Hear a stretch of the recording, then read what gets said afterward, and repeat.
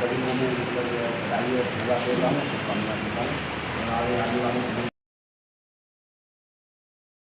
वैसे में हमारी समिति भी है। हमारे ज़िले में जिला कार्य समिति का गठन हो गया है। अभी इस 17 तक नीचे के पदाधिकारियों को तहसील वहसील और करके एक अच्छी संख्या में हम लोग लगभग पहुँचना चाहते हैं और ये संख्या ज़्यादा से ज़्यादा होगी। जैसा फोरम बुलाया जाएगा हम अभी पता करेंगे। तहसील तक का तो सूरज के तेज के समान ओजस्वी वक्ता हमारे बीच में आदरणीय भाई प्रवीण सिंह जाधव साहब,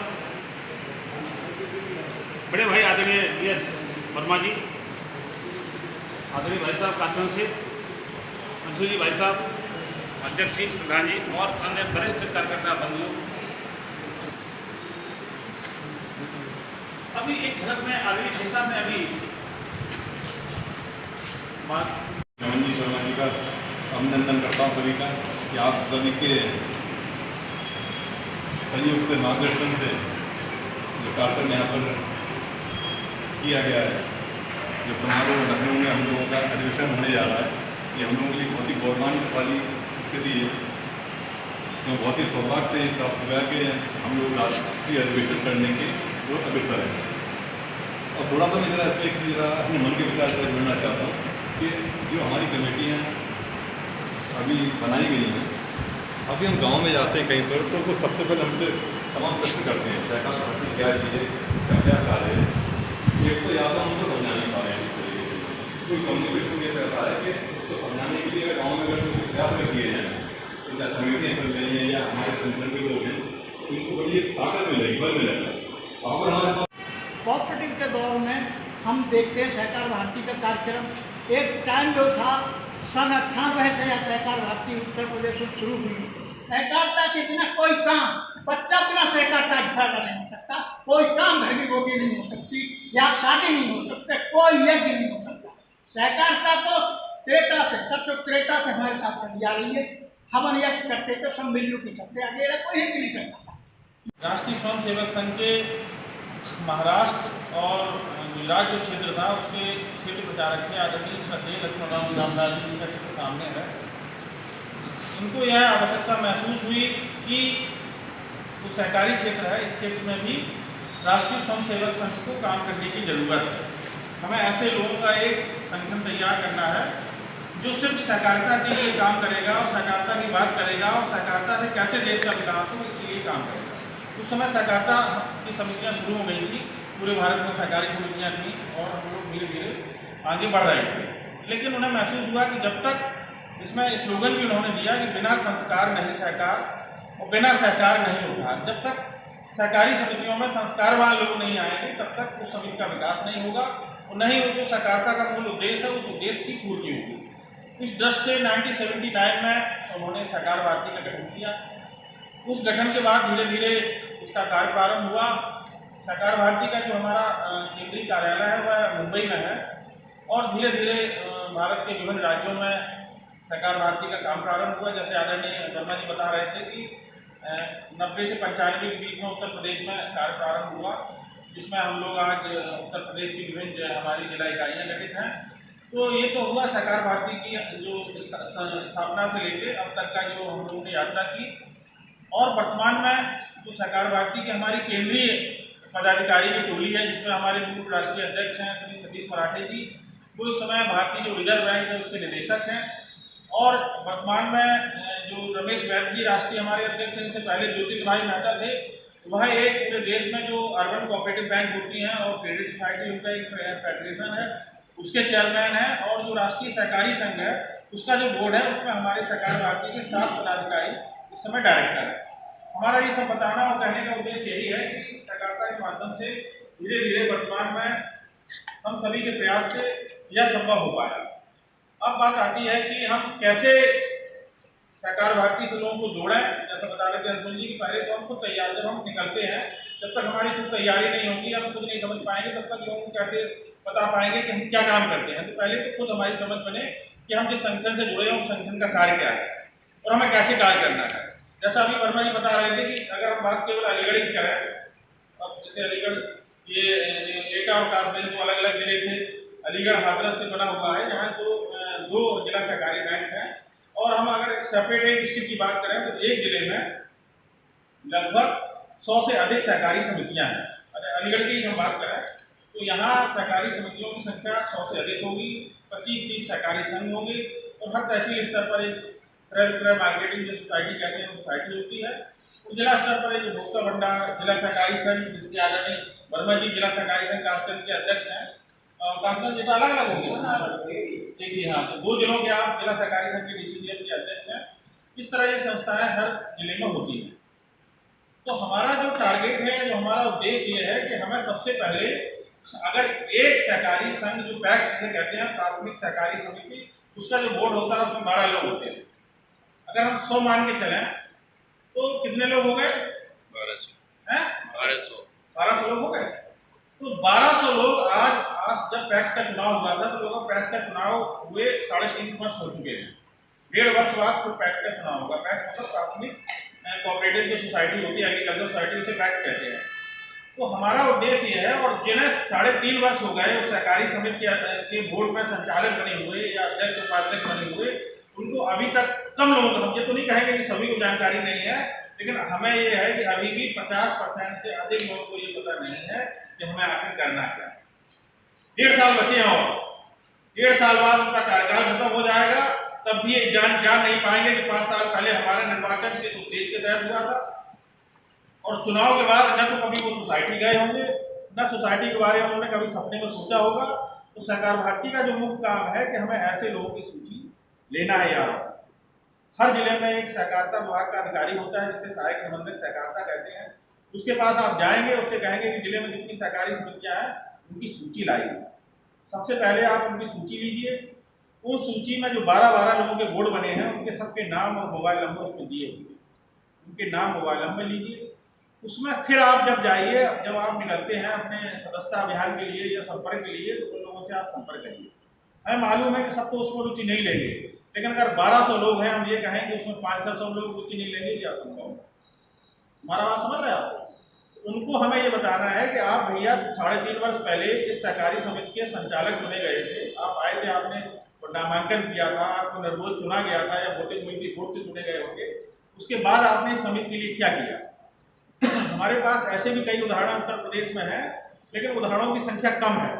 अगर 100 सोसाइटी हैं तो ये 10 सोसाइटी में ऐसे हमने देखे हैं कि नौजवान नवयुवक बने हैं जिन्होंने उस सोसाइटी 20 साल से बंद सोसाइटी को चमका दिया। सहकारी समिति एक ऐसा माध्यम है किसानों की, लोगों को सेवा करने के लिए, कि जहां व्यक्ति अपने आप को काफी अच्छा विस्तार कर सकता है और नाम कमा सकता है, और किसानों के हित में उसे एक बेहतर प्लेटफॉर्म मिलता है काम करने के लिए। तो हमें ऐसे लोगों को सबसे पहले सहकार भारती से जोड़ना, क्योंकि सहकार भारती का काम तो यही है कि जो बंद सहकारी समितियां जितनी हैं वह सभी सुचारू रूप से संचालित होता है। अब सहकारी समितियों की अगर हम बात बताएं तो जितनी भी कोऑपरेटिव सोसाइटी बनी है, ये कोई सरकार आके नहीं बनाती, कोई अधिकारी आके उस बिल्डिंग का बोर्ड नहीं, अधिकारी का बोर्ड था, उसमें हम सब आप जैसे लोग बने होते हैं। अगर हम बात करें किसी सहकारी समिति की, आप बिल्डिंग देखिए तो उसकी स्थापना भी हमारे पिताजी या पूर्वज बाबा के द्वारा की गई थी। सब ऐसी आज बैठ के नई सोसाइटी बनाते हैं। उसी तरह आज से 50 साल 60 साल पहले कोई सोसाइटी बनी होगी, और जब बनी होगी तो उसका उद्देश्य क्या था, कैसे बनी होगी, सबने उसमें अपना अंशदान दिया होगा। उस समय आज से 50-60 साल पहले एक भवन तैयार हुआ, और एक अच्छे उद्देश्य के लिए कि हम यहाँ सोसाइटी के माध्यम से हमारे जो किसान हैं, जो गांव में रहने वाले गैर किसान हैं, उपभोक्ता हैं, उनको शहर नहीं जाना होगा। ये जो बिग बाजार और मेगा जो कॉन्सेप्ट है, ये आज से 50 साल पहले हमारे पूर्वजों ने इसकी स्थापना एक सहकारी समिति के माध्यम से कर दी थी। कि आज से 20 साल पहले जो प्राथमिक सोसाइटी होती है, वहाँ खाद भी मिलती है, बीज भी मिलता है, खाद और किसानों का गेहूं भी खरीदा जाता है, और वहाँ आवश्यक जो दैनिक उपभोग की जो वस्तुएं थी, चाहे वो कपड़ा हो, साबुन हो, तेल हो, अगर आप किसी से पूछेंगे तो 20 साल पहले गांव की सोसाइटी की सब ये मिलता। और आज मिल रहा है कि नहीं मिल रहा? आज नहीं मिल रहा, आज नहीं मिल रहा। सहकारी समितियों या सहकारिता का मुख्य उद्देश्य ये है कि हम अच्छी चीज सस्ते कीमत में गाँव में लोगों को उपलब्ध कराएं। ये नहीं हो रहा है। तो सहकार भारती का काम यही है कि जो सहकारी समितियों की मूल अवधारणा थी, जिसके तहत सहकारी समिति बनी थी, वह उसी उद्देश्य और उसी अवधारणा के साथ पुनः स्थापित हो। तो हमें ऐसे लोगों की सूची बना के जोड़ना है, हमें उनको बताना है कि सहकार भारती राष्ट्रीय स्वयंसेवक संघ का सहकारिता के क्षेत्र में काम करने वाला संगठन है और हमारा उद्देश्य है कि आप इस सहकार भारती के माध्यम से हम आपको प्रशिक्षण देंगे, हमारा अभ्यास पर होगा, हम बताएंगे इसका कैसे संचालन करें। सरकार का प्रयास करती है, लेकिन सरकार जब तक उसमें पब्लिक की सहभागिता नहीं होगी, चाहे वो कोई योजना हो, चाहे हम कोई भी योजना परियोजना की बात करें, जब तक पब्लिक की उसमें सहभागिता नहीं होगी कोई भी कार्यक्रम सफल नहीं होगा। अब आप देखिए, हम उदाहरण है, विषय से थोड़ा हटके है कि अभी सरकार ने हर गांव में गौशाला बनाई है, यहाँ भी बनी होंगी, पूरे प्रदेश में बनी है, मगर आज की तारीख में आप किसी भी गौशाला में चले जाए तो एक आपको वहाँ गाय नहीं मिलेगी। सरकार ने कितना खर्च नहीं किया, वहाँ बाउंड्री वाल कराई है, टीन सेट बनवाया है, लड़ौरी बनवाई है और आने वाले समय बनाएगी, लेकिन जब तक उसमें पब्लिक की सहभागिता नहीं होगी तब तक कोई कार्यक्रम सफल नहीं होगा। हमारा उद्देश्य है कि हम ऐसे लोगों को जोड़ें सहकार भारती से जो सहकारी समितियों से जुड़े हैं।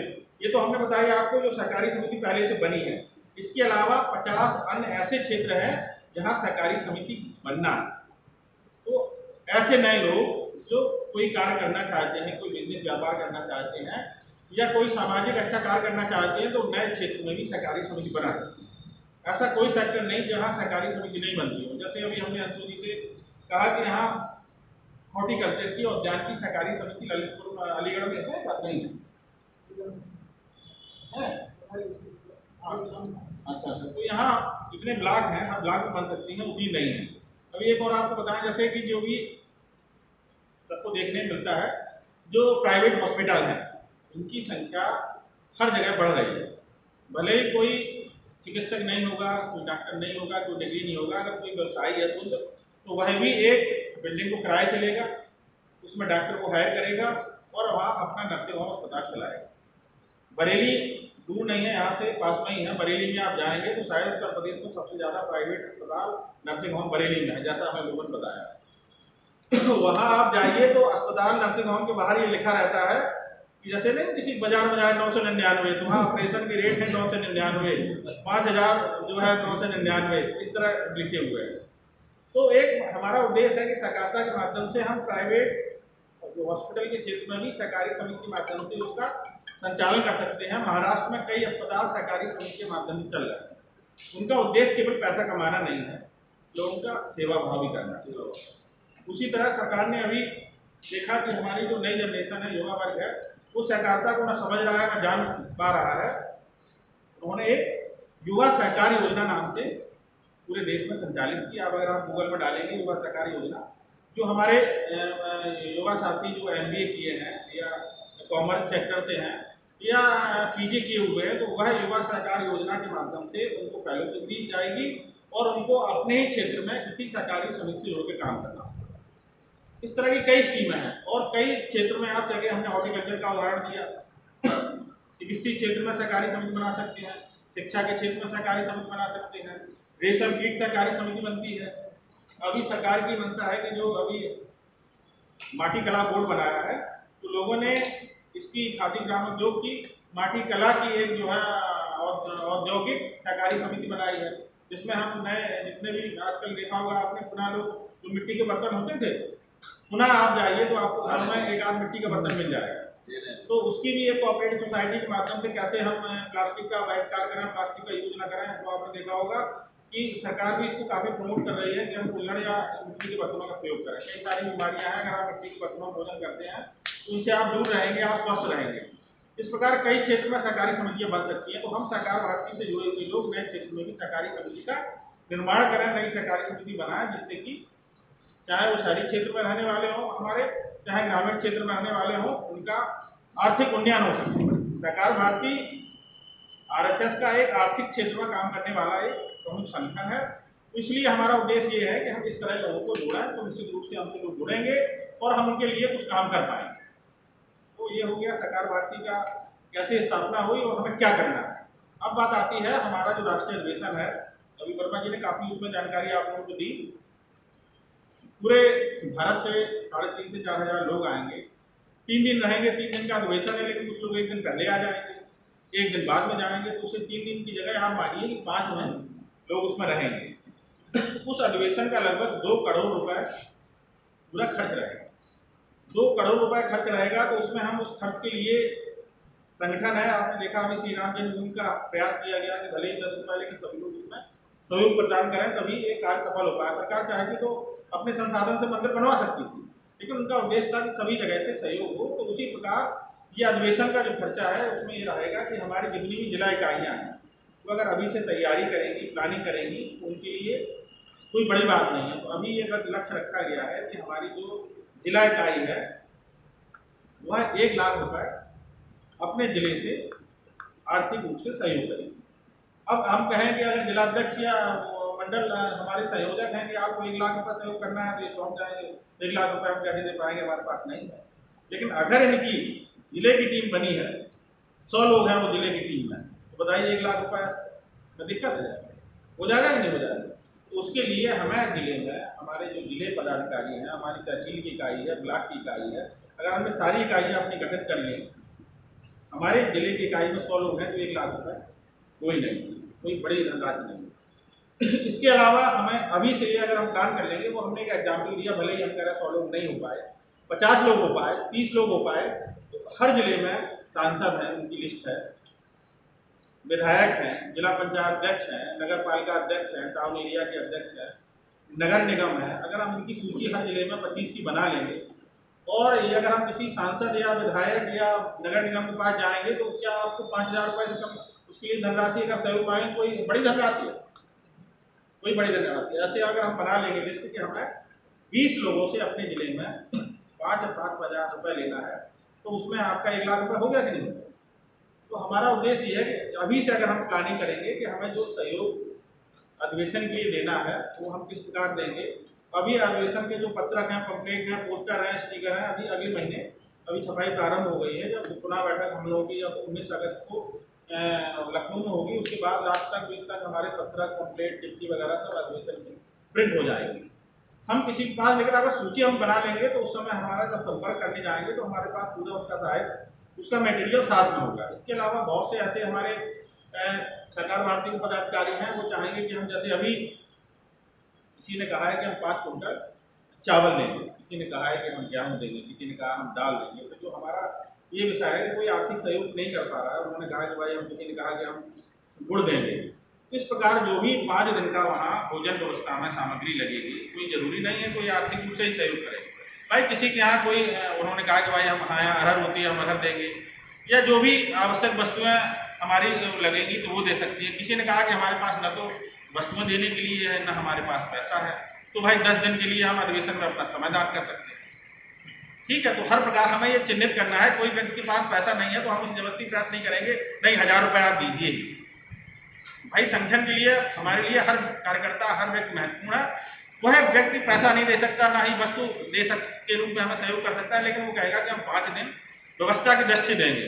क्योंकि इतने बड़े अधिवेशन में जब यहाँ पूरे देश से लोग आएंगे, वहाँ हमें उनकी यातायात व्यवस्था करनी होगी, लगभग हमारी जो बहनें भी आएंगी उनकी भी व्यवस्था करनी होगी, 100 स्टॉल पूरे अधिवेशन में लगेंगे, उनकी भी देखरेख करनी है। तो हमें ऐसे लगभग 100 कार्यकर्ताओं की जरूरत होगी जो व्यवस्थाएं बेहतर कर पाए। हमारे जो पंजीयन होगा, उस पंजीयन काउंटर हमारे पूरे जो देश से लोग आएंगे, इसमें लगभग 10 पंजीयन केंद्र बने होंगे। लखनऊ में स्टेशन, रेलवे स्टेशन, हवाई अड्डा और बस स्टैंड पे भी एक हमारा कैंप होगा, जहां प्रमुख 4-5 पदाधिकारी बैठेंगे, जिससे कि बाहर से लोग आने वाले लोगों को दिक्कत ना हो। अधिवेशन का जो स्वरूप है वो उस प्रकार अगर पूरा होगा तो हमें ऐसे 100-200 कार्यकर्ताओं की जरूरत पड़ेगी, जो 5 दिन पहले से अधिवेशन में 1 हफ्ते पहले से जाएंगे। तो अभी भी सूची अभी से हम तैयार कर लें। हर जिले में हमारे पास जो पदाधिकारी, अभी हम बात करेंगे, थोड़ा मीटिंग खत्म हो जाए इसके बाद भी, कि अभी से हम तैयारी कर लेंगे कि हमारे पास कितने पदाधिकारी हैं जो समय 1 हफ्ते पहले से वहाँ जा सकते हैं, कितने पदाधिकारी हैं कि हमारा जो आर्थिक सहयोग कर सकते हैं, वस्तु संग्रह कहाँ से की जा सकती है। और अभी जो सहकारी समितियां, जैसे हमने बताया कि अगर 100 सहकारी समितियां हैं तो ऐसा नहीं है कि सभी बंद पड़े हों, कम से कम 25% है उनकी संख्या जो काम कर रही होंगी, तो उनकी सूची हम तैयार करें, वही भी हमें विज्ञापन के रूप में आर्थिक सहयोग दे सकते हैं। इस अधिवेशन की एक स्मारिका प्रकाशित होगी, उसमें हम किसी से विज्ञापन के रूप में भी सहयोग, आपने देखा वो विज्ञापन सभी लोग देते हैं, नगर निगम है, जिला सहकारी बैंक है, जो भी वो विज्ञापन के रूप में अपना सहयोग दे सकते हैं। इसके अलावा जो वर्तमान में राष्ट्रीय ग्रामीण आजीविका मिशन के अंतर्गत हर गांव में स्वयं सहायता समूह भी कुछ ना कुछ उत्पाद बना रहे हैं, चाहे वो मिथौरी बना रहे हों, अचार बना रहे हों, मुरब्बा बना रहे हों, ऐसा नहीं है। अलीगढ़ में कई सारी चीज़ें बनती होंगी। तो हमें अभी से ये चिन्हित करना है कि अलीगढ़ में कितनी समूह की बहनें अच्छा उत्पाद करती हैं। उनके लिए हम 3 दिन का वहाँ जो काउंटर होगा, जो स्टॉल होगा, वो उनको निःशुल्क प्रदान करेंगे और उनकी रहने की व्यवस्था वहीं होगी, वहीं उनका भोजन होगा, वहीं वो रहेंगी और जो उनका उत्पाद है वो वहाँ अपना बेचेंगे। काउंटर के माध्यम से पूरे देश से लोग आएंगे, उनको आर्थिक रूप से 3 दिन में उनका जो माल यहाँ रखे हुए हैं वो माल उनका सेल होगा, उनका जुड़ाव आपसे और अच्छा होगा कि सहकार भारती ने देखिए हमारा वहाँ जब कहीं हम लोग सरकार के द्वारा ही प्रायोजित निःशुल्क होता नहीं, कोई अगर समूह की बहनें कहीं जाती हैं तो उनसे पैसा लिया जाता है, हम उनसे 1 रुपये नहीं लेंगे, अपना आएंगे और 3 दिन वहीं स्टॉल लगाने के माध्यम से अपना उनका उत्पाद का बिक्री होगी। उसमें स्वयं सहायता समूह का नाम लिखा होगा और वहाँ लिखा होगा जनपद अलीगढ़। तो हम अभी से ये देखें कि हमें कितनी स्टॉल के लिए यहाँ अलीगढ़ जिले से, कासगंज से, एटा से, हाथरस से कौन कौन लोग वहाँ अधिवेशन में जाएगा, अपना स्टॉल लगाएगा, उनकी सूची तैयार करें।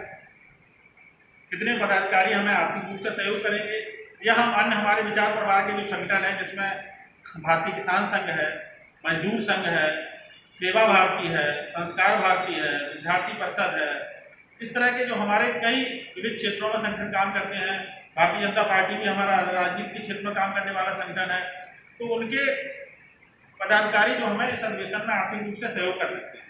अभी से अगर हम सूची बनाएंगे तो जब हमारे पास अधिवेशन की सहयोग राशि की एक पुस्तिका आएगी जिसमें हमको रसीद काट के देंगे, वह तो हमारा जब आएगी तो हम उसको शीघ्र मतलब उनको बात करके उनको पैसा प्रदेश के मुख्यालय पर भिजवा सकेंगे।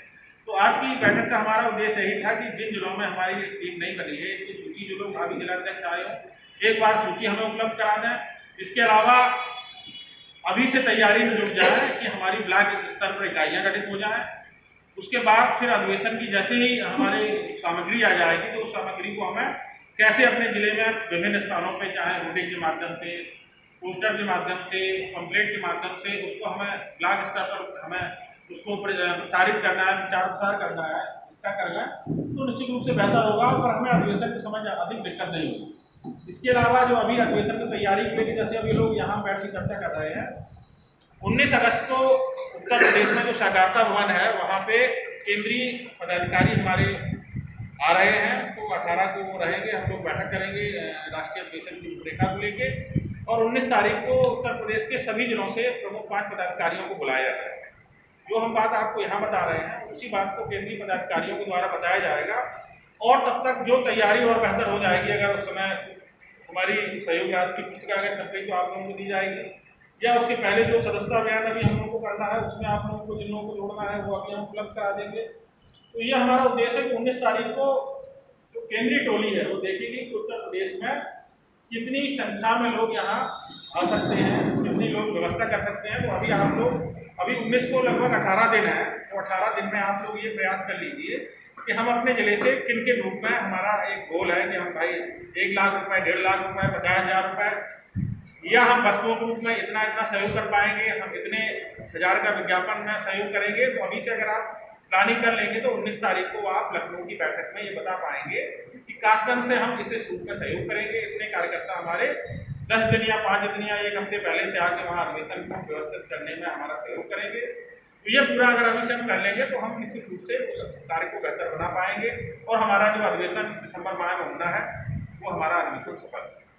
तो आज के इस अवसर पर हम यही कहना चाहेंगे और आप लोगों के प्रश्न हो तो निश्चित रूप से अभी हम हैं उनका उत्तर देंगे। आज भी सभी लोगों को बहुत बहुत धन्यवाद। जय हिंद, जय